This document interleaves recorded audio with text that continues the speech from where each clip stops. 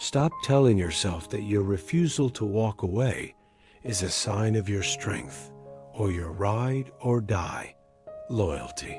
Because the brutal truth is that your loyalty has become a form of self-sabotage.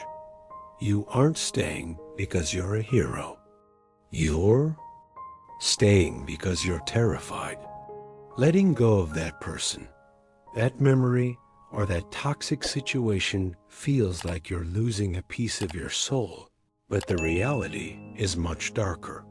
You've been using that person as a human shield to avoid ever having to look at yourself in the mirror. You aren't holding on because you're a devoted partner or a dedicated friend. You're holding on because you are addicted to the chaos. You've become so used to the high-stakes drama and the constant emotional firefighting that a peaceful life feels boring or even dangerous to you. This isn't love, and it certainly isn't loyalty. It's a psychological prison where you are both the inmate and the guard. If you were actually being loyal to yourself, you would have left months, if not years ago. We need to talk about why attachment is the ultimate trap, and specifically how it creates what I call emotional debt. Every time you overlook a red flag, every time you settle for a breadcrumb of affection, and every time you prioritize someone else's potential over their actual behavior, you are taking out a high-interest loan on your future happiness. You are handing this person the remote control to your dopamine levels. When they're good, you're on top of the world. When they're bad or distant, you're in the depths of despair.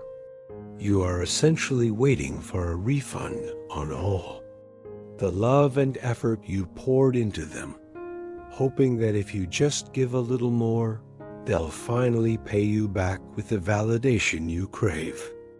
But here is the American reality of karma. Karma isn't some mystical, spooky force waiting to strike them down in the future. Karma is the immediate and natural consequence of your current choices.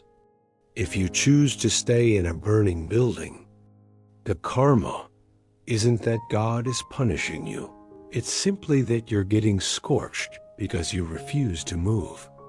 Your brain is actually wired to keep you miserable if it means keeping you safe. This is the psychological glitch that keeps us stuck in predictable pain. To your nervous system, the devil you know is always better than the angel you don't. You stay in these draining dynamics because, as painful as they are familiar. You know exactly how the argument is going to go.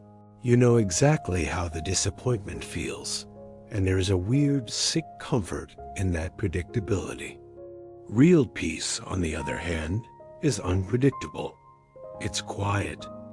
It requires you to sit with your own thoughts without the distraction of someone else's drama to fix.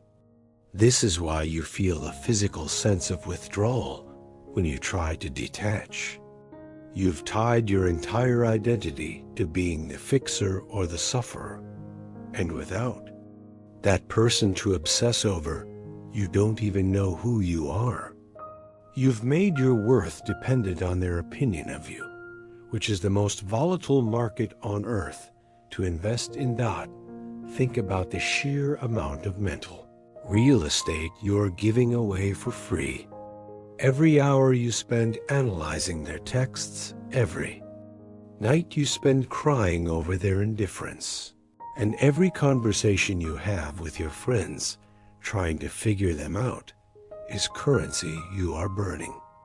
In the US, we talk about return on investment, ROI, for everything except our hearts. You are currently experiencing a total deficit. You are over-leveraged in a relationship that is bankrupt. You keep pouring your loyalty into a sinking ship, thinking that your effort can somehow keep it afloat. but all you're doing is ensuring that you drown right along with it. It's time to stop looking at letting go as an admission of defeat and start looking at it as a strategic withdrawal of assets. You are not losing them. You are finally stopping the bleeding of your own energy. Thought that role, you feel invisible. In the US, we are obsessed with being productive and having a purpose, and you've mistakenly made saving this person your full-time job. But when you finally let go, you're forced to meet the person you've been ignoring for years, yourself. This is the silent killer of growth, the paralyzing fear of loneliness. You aren't actually afraid of being alone. You're afraid of being alone with a version of yourself that you don't recognize anymore because you gave all your best parts away to someone who didn't even ask for them. We have to dismantle this American myth that loneliness is a failure. Loneliness is actually the recovery room. It is the only place where your nervous system can finally stop vibrating at the frequency of someone else's anxiety. Your brain is going to try to trick you. It's going to tell you that the silence is emptiness and that the peace is boredom. It will flood you with memories of the 5% of the time they were actually kind to you, making you forget the 95% of the time they were draining your soul. This is a physiological withdrawal, no different from quitting a drug. You are literally detoxing from the cortisol and adrenaline that a high-conflict relationship provides. If you don't understand that this pain is a sign of healing, you will mistake it for a sign that you made a mistake, and you'll reach out to them just to stop the stinging. But that's like putting a Band-Aid on a bullet wound while the shooter is still holding the gun. This brings us to the detachment principle, and I want you to view this as a high-level power move. In the professional world, we understand the concept of opportunity cost, the loss of potential gain from other alternatives when one alternative's chosen. Every minute you spend being loyal to a person who treats you like an option is a minute you are stealing from the person who would treat you like a priority. Detachment is not about being cold, and it's not about winning a breakup. It's about the reclamation of your personal currency. Your attention is the most valuable thing you own.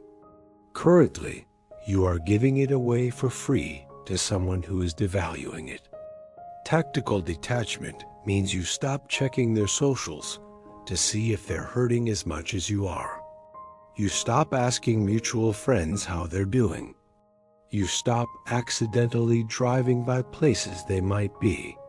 You need to start treating your energy like a premium subscription service that they can no longer afford. When you detach, you are essentially saying, I am no longer willing to fund your ego with my suffering. This is where you become emotionally expensive. Think about the brands or people you respect most. They aren't available to everyone at all times. They have boundaries. They have a high entry price. By staying attached to someone who disrespects you, you have set your own market value at zero.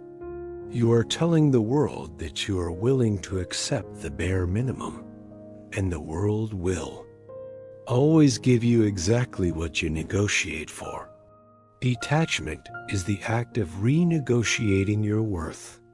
It's the moment you decide that your peace of mind is worth more than the temporary hit of validation you get from their occasional text message.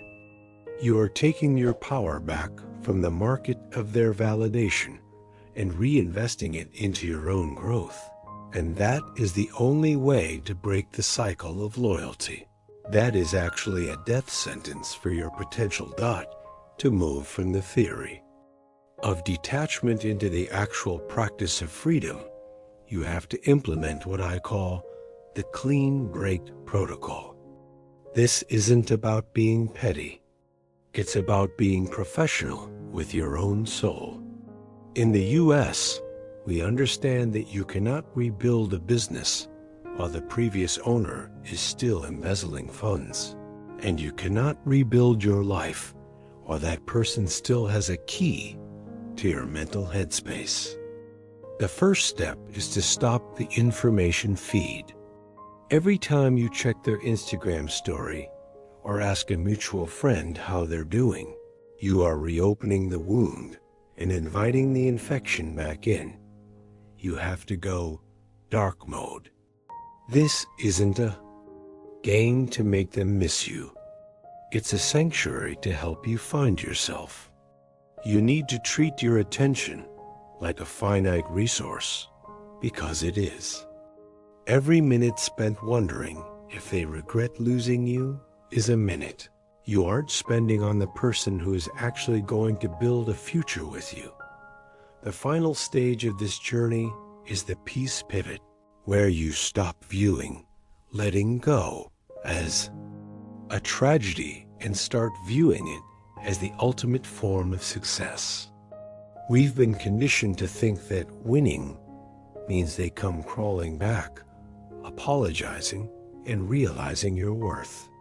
But the real win is when they do come crawling back and you realize you don't even want the apology anymore because you've outgrown the person who needed it. That is the true karma. Karma isn't them suffering. Karma is you becoming so healthy, so vibrant, and so detached that their presence or absence no longer dictates your mood. You finally realize that your loyalty was just a mask for your fear of the unknown. The brutal truth is that your new life is going to cost you your old one. It's going to cost you those familiar patterns, those late-night vent sessions, and the comfort of the predictable pain we talked about. But what you get in exchange is a version of yourself that is no longer for sale.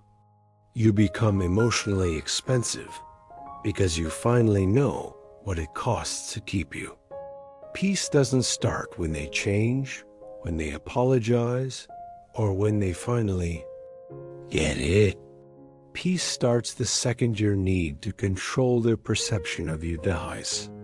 When you stop trying to prove you're a good person to someone who is committed to misunderstanding you, you win.